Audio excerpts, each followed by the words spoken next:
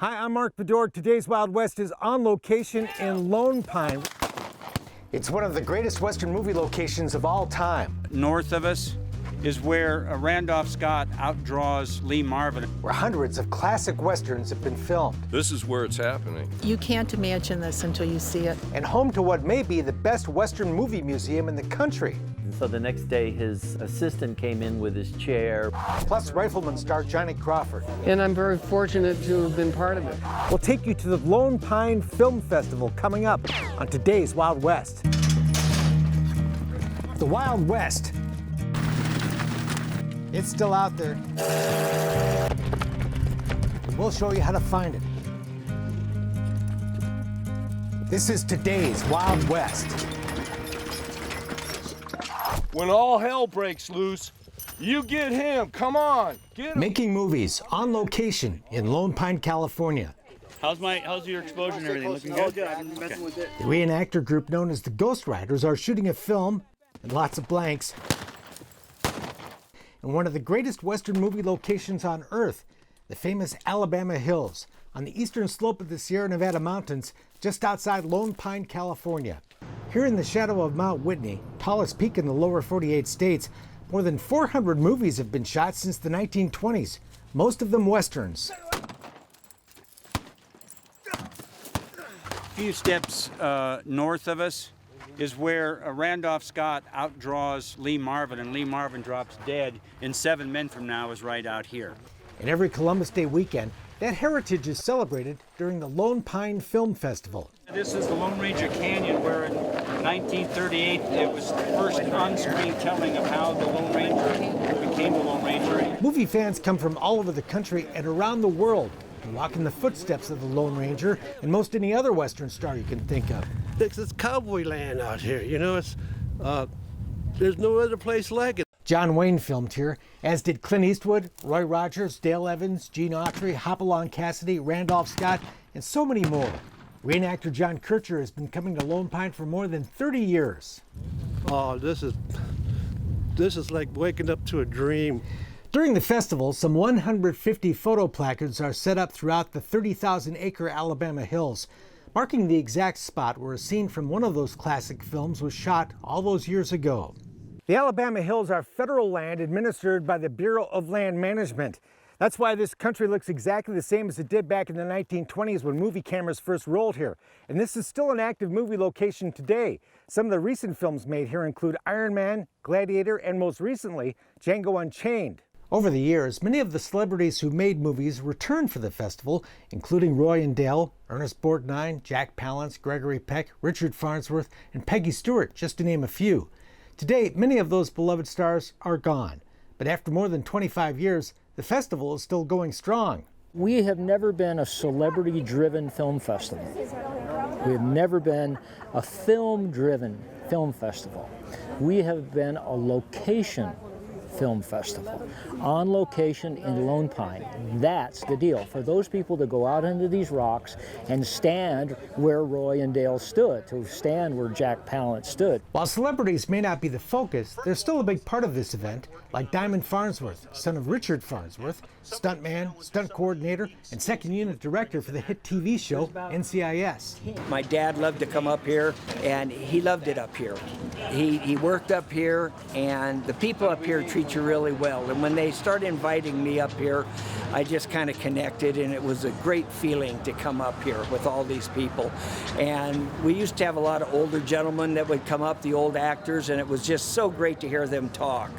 And that's part of our history, you know, of the old West and stuff. And best of my ability, I'd like to keep it going on. And today, even actors who never worked here are excited to come to the festival, like Bruce Boxleitner. I've never shot up here, but I'm here as a fan of the Western, fan of the Westerns and films that were shot up here. The festival gives fans the chance to meet Diamond, Bruce, and other stars like Johnny Crawford of Rifleman fame. When we made the pilot in January of '58, I was 11. More on that coming up. But first, a closer look at the real star of this show as we go on a movie location tour of the Alabama Hills. Oh my goodness. Sunrise in the Alabama Hills. It's gorgeous. That's gorgeous. It's a special treat to be out here as the sun's first warm rays light up the granite of the towering Sierra Nevada mountains. Photographers do their best to capture the magic, but no picture can do this place justice. Even though you've seen it, on film or on TV, it's not until you come here that you can really, really appreciate it. Our tour guide is cowboy poet Larry Maurice, a horseman who's ridden many of the same trails as the Hollywood heroes who filmed here. A lot of the real get after it type scenes are actually done out in the off the road out there. The footing is just great, and it's soft, and I had the great fortune of letting a couple of horses go 9-0 through this stuff, and they love it. I mean, it's just really kind of cool. The demographics of the film festival admittedly skew a bit older, but classic Western movies are still a big attraction, even to those born long after they were made. Well, I'm pretty obsessed with a lot of old Westerns, but especially the Bud Bedecker, Randolph Scott ones, and just because they were pretty much all filmed up here, it's great to just kind of be where those movies were made.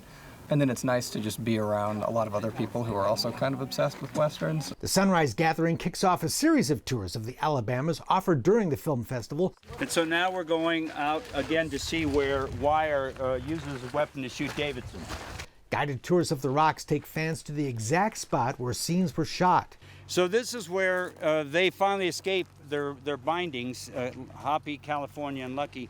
Don Kelson is leading a brand new tour of the locations of Hopalong Cassidy's 1941 film in Old Colorado. And it looks like Hoppy himself is along for the tour. I had a Hoppy outfit when I was 6 years old, and it had pictures of Hoppy on it, and it had Hoppy's name all over it. I thought, that isn't Hoppy's outfit. That, I want the real outfit. So when I turned 60, I got it. That's it. Yep. John Gillian was 5 years old when Hopalong Cassidy was at his peak. My aunt had the only TV in the family, so we had to drive to Pasadena to watch her TV on Sunday night, and that's when we saw Hoppy. William Boyd starred as Hopalong in more than 100 Hoppy movies and TV episodes from 1935 to 1952, and they made a lasting impression on his young fans. Hoppy's was a boyhood hero, along with Roy and Gene, and I think I admired Hoppy more, though, than the others. Part of it was his outfit. He just really looked great. Hoppy John spent 18 months researching and recreating the outfit identical to what the silver screen cowboy wore in the late 1930s, working with the University of Wyoming, which owns the Hoppy collection, to get everything just right. He even commissioned a matching pair of Colt 45s. These are engraved exactly like Hoppy's.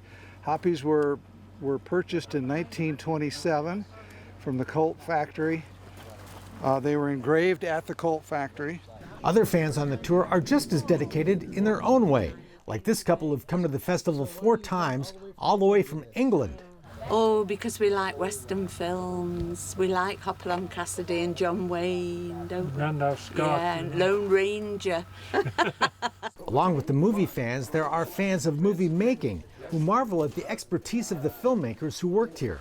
I have a little film background, and I really appreciate how they found just the right location to hide the horse, to put the cattle, to build the barn, to build the corral, and how clever they were to do that with the right light and the lighting and the background of the mountains. I mean, I'm just in envy of the art direction of especially the black and whites that were out here. And these rocks, again, are just part of the cast. Somebody made that conscious effort to include them. One of the reasons Hollywood loves working in Lone Pine is it's so easy to work here. For example, you can be doing a gunfight up in the rocks there with guys hiding behind the boulders, and without even moving your tripod, all you have to do is swivel the camera around and you have a completely different scene with Mount Whitney in the background. And this is all happening just a couple miles from your hotel room in town. And because it all looks just like it always has, it's a great thrill for fans to see where their favorite pictures were made. And especially when you've got a picture that shows you exactly the same When you think spot. I've stood where Randolph Scott stood, exactly, or Hopalong, or wherever they are, actually stood there. You go home, play the DVD and say, I've stood there. And I think what it does is you feel like you see the spot and you feel like you were in that movie somehow, doesn't it? Yeah. It really personalizes it. It would have been fun to be here while they were shooting that, just to see how they thought, this was going to look later. Yeah. They really understood what they were making. You could spend the whole weekend wandering these rocks, but then you'd miss all the action back in town. Team roping is just one of the many activities. Oh, nuts. Down at Statham Hall, another roper is showing off his stuff. Rifleman star Johnny Crawford. Monty Montana gave me a cotton rope on one of their very first episodes. Johnny will be forever known with Chuck Connors as father and son, Mark and Lucas McCain in The Rifleman. And I'm very fortunate to have been part of it. You know? And I'm proud of it. Yeah. And let's see if I can do a rollover here. More than 50 years after it aired, it's still great fun for fans who grew up watching that classic Western TV show to meet the star and hear the stories. A wonderful experience to meet people that we share something, you know, special. And I love hearing, you know, about their favorite episodes and stuff. And it's very sweet. And of course, everybody wants to know, what was Chuck Connors like? He was very mischievous and had a great sense of humor. And he loved, I was kind of shy, and he loved humiliating me. He would say, "Johnny, here, I've got to get something at the drugstore, or something. Come along with me." And we'd leave the studio and walk down Ventura Boulevard in our outfits, you know, and he was bold, as you know, he loved it, and but people loved it, honk at him and stuff. And he'd talk to people as they were crossing. If we were stopped at a light, you know, he'd roll down the window and start talking to people walking across the street and saying, I'm with my son, you know.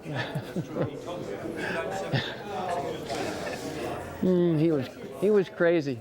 We ran into Johnny a bit later at Rob Word's memorabilia table. Johnny's one of the few that knows who some of these obscure character actors are from the press books. Like Singing Guns, he knew that it was Vaughn Monroe that was the star.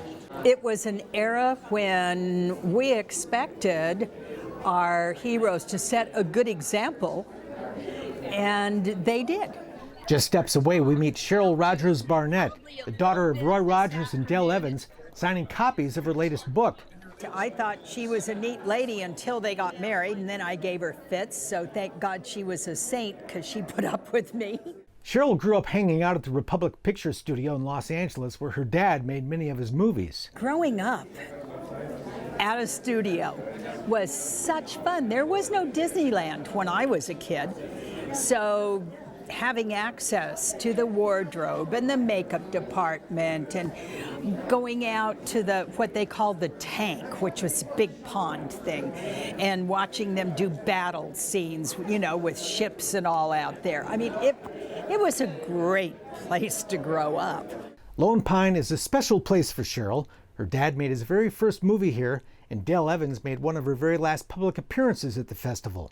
They were really special people. I mean, they were so incredibly talented. This is a great experience, you know, to have people come up and tell you how much watching a movie had meant to them, or how much, you know, seeing my grandfather. Some of these folks had actually run across him in real life. The grandson of actor Joel McCrea and actress Frances Dee, Wyatt McCrea is a cherished regular at the festival. The actor, MC, spokesman, and producer comes to Lone Pine to keep the memory of his beloved grandparents burning bright, and fans appreciate the effort. People appreciate being able to have some connection to, you know, to somebody that meant so much to them, and even if it's a different generation, they feel that there's something special about being able to shake your hand or talk to you, you know. So and that gives me a lot of, you know, a lot of good feelings to be able to communicate to that to them, and to be able to share that with them, share that experience. That's Duke. But the Western is not a thing of the past, and Eric Heisner and Al Bringas are working to make sure of that. The romanticism of the horses and the landscapes is still out there, and people are hungry for that. We meet a lot of people that want to keep the West alive also, so it's not just us. I mean, we're the ones that are actually producing it and trying to make it happen, but the audience is there for us. Eric's written a Western novel and produced an award-winning Western film, which he shot in the Alabama hills. Al is an artist. The pair also sell Western wild rags modeled after the ones worn by John Wayne and other Western stars. They can even shape your hat. Just another fun aspect of the Western genre. But their real passion is the Western film and doing their part to keep the genre alive and well. The thing about the Alabama Hills rocks up there, shooting a Western, we can shoot a Western now that looks exactly the same as it did almost 100 years ago. Meantime, screenings of Western movies, most of them made right here, are a staple of the festival. They included Buffalo Bill, starring Wyatt's grandfather Joel McCrea, and directed by William Wellman, whose son remembers hanging out on the set when he was just 7 years old. Well, I just have nothing but wonderful memories of it. You know, I got to sit on Maureen O'Hara's lap, and to be on that set, and they make me up to look like, you know, I'm Buffalo Billy. And I loved it. Your first name? It's great fun to hear about the old Westerns, but it's also very interesting to hear what's happening in big-time Hollywood right now. If you saw the recent attempt at the Lone Ranger with Johnny Depp. Actor Bruce Boxleitner, stuntman Diamond Farnsworth, screenwriter Robert Knott of the Ed Harris Western Appaloosa, and LA Times film critic Kenneth Turan offered their fascinating insights during one of the weekend's many panel discussions. There are trends in what executives want to make, which is a different thing than what audiences want to see. We got in, we made it. Could we do it today? Yeah. By the way, with this amazing landscape we have here, this place was always a character. The environment, the West itself, is always a character in the Western movie, right? Unlike just about any other genre. You know, everybody watches, you know, the guy doing the transfer from the horse to the stagecoach or a wagon. You know what, you don't, and when you watch it, you okay, that's all right, but you don't realize how dangerous it is. What if that horse trips and falls and throws you down underneath that stagecoach? You're dead. That's all there was to it. And believe me, back in those older days, they ran over quite a few people trying this stuff. They did. And it was, bring me another one. I mean, if you want to make a historically accurate Western, that's important. If you don't, it's not. I want to be entertained by what's on the screen. I don't care if it reflects reality or not. I want to know if it does, but I want to walk out of that theater feeling good, not feeling, boy, they really nailed the nails on the barn were vintage. I don't need to know that. But across the street, vintage is what it's all about. We'll take a tour of what some people call the best movie museum in the country when today's Wild West continues.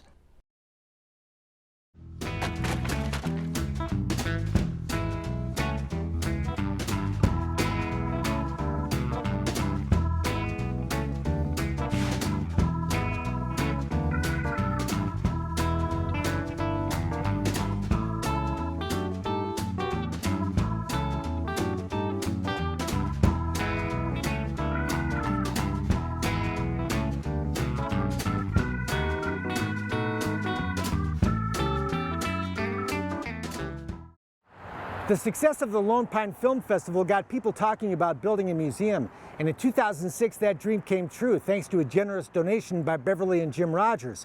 And today, the Museum of Western Film History is known as one of the best movie museums in the country. It's amazing. It's overwhelming. For Shirley Fuller and Carol Gerdell, a walk through the Museum of Western Film History is an emotional experience. I got tears in my eyes when I saw the Zane Grey collection because as a kid I read every one of the 24-volume set.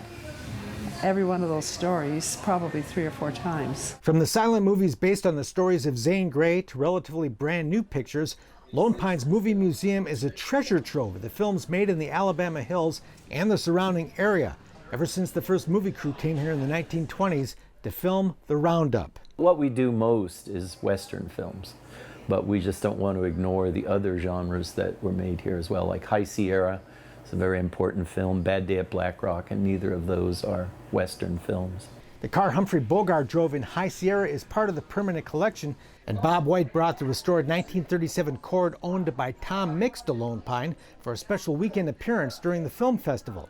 Everybody loves the history behind this car. Tom Mix was a Western megastar during the silent film era, earning some $400 million in today's dollars during his career. The one-time working cowboy got his start in showbiz at the Miller Brothers 101 Ranch, a traveling Wild West show of the early 1900s. Well, I grew up 30 miles from the 101 Wild West show.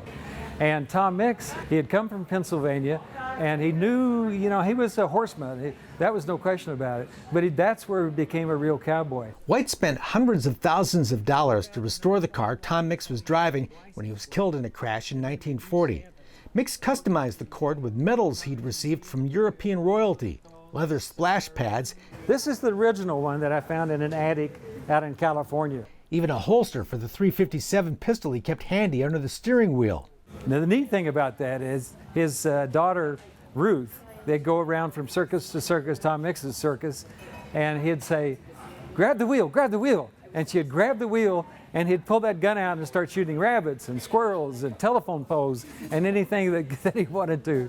So she used to get mad at him because he'd do that to her all the time. And Jack Hoxsey, who most people have never heard of. But we're trying to change that. Jack Hoxsey, Ken Maynard, and Buck Jones are among the other silent screen cowboys you can learn about in the museum's early years display.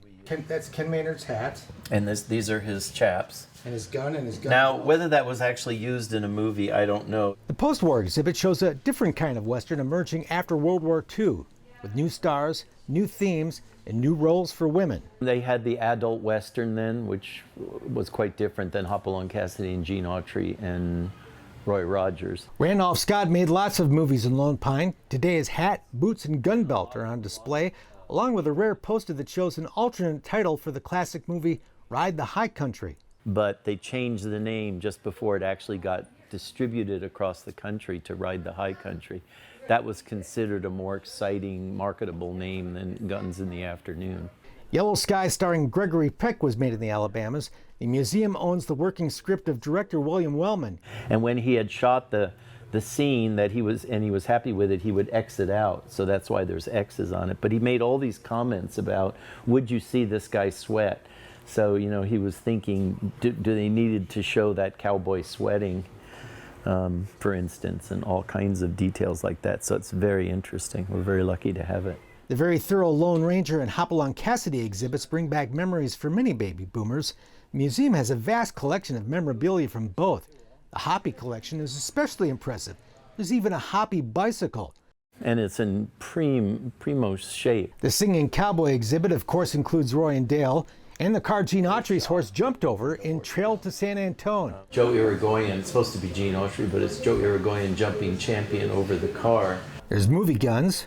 We have the sawed-off gun from Wanted Dead or Alive. And the tools of the trade of the stuntmen and women who brought that Western action to life.